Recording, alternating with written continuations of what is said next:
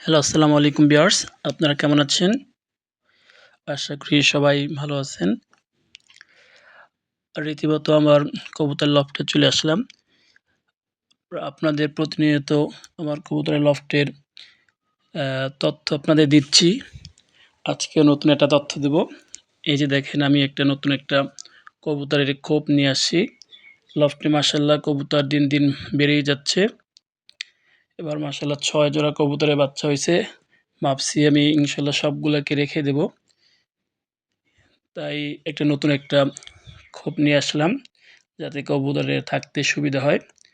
আমরা যারা কবুতরকে ভালোবাসি আমাদের সবসময় চিন্তা থাকে কবুতর কীভাবে সুস্থ থাকবে, ভালো থাকবে, ওদের কোন খাবার খাওয়াইলে ওরা ভালো থাকবে, ওদের বাসস্থান কেমন হলে ওরা ভালো থাকবে। আমাদের মাথায় কিন্তু এই চিন্তাই সবসময় থাকে।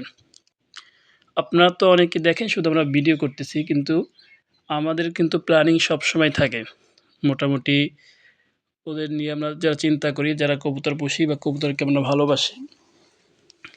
কবুতরটা আমার পোষা সম্পূর্ণ একদম শখের বশে।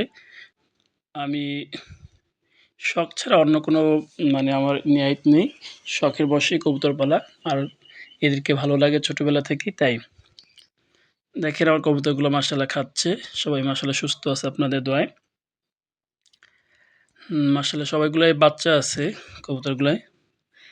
আবার দ্রুত ইনশাআল্লাহ ডিম পারবে। সেজন্যই আমি নতুন একটা খোপ নিয়ে আসলাম। যাতে ওদের বসবাসের সংকট না হয়। যাতে কবুতরগুলা ভালো থাকে, সুস্থ থাকে এইজন্যই নতুন একটা খোপ নিয়ে আসলাম। দেখেন মাশাআল্লাহ কবুতরগুলা সুস্থ সবল আছে। সবাই ডিম বাচ্চা আছে ফুল মাশাআল্লাহ। এই যে দেখেন আমি এখন ওদের গ্রিট খাওয়াচ্ছি। এই গ্রিটের ভিতরে থাকে ইটের কুচা থাকে, শামুকের ঝিনুক, তারপরে ডিমের খোসা এগুলা মিক্সড করা থাকে। এগুলো খাওয়ালে কবুতরের অনেক উপকার হয়। ওদের হজম শক্তি বৃদ্ধি পায়।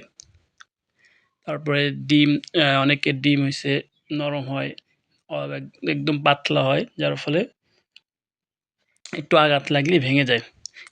এই ডিমের খোসাগুলা খেলে ওদের ক্যালসিয়ামের ঘাটতি হয়। ঘাটতিটা কমে যাবে। যখন ডিম পাড়ে তখন কবুতরে কিন্তু প্রচুর ক্যালসিয়ামের ঘাটতি হয়। এই ঘাটতিটা পূরণ করার জন্য আমরা এই গ্রিটটা ইউজ করতে পারি। মাশাআল্লাহ আমার রেসার কবুতরটা খুবই সুন্দর। এই কবুতরটা অনেক আমার পছন্দের কবুতর। আচ্ছা সবাই ভালো থাকবেন আর আমার এই লফটের জন্য দোয়া করবেন আর আমার চ্যানেলটা সাবস্ক্রাইব করবেন।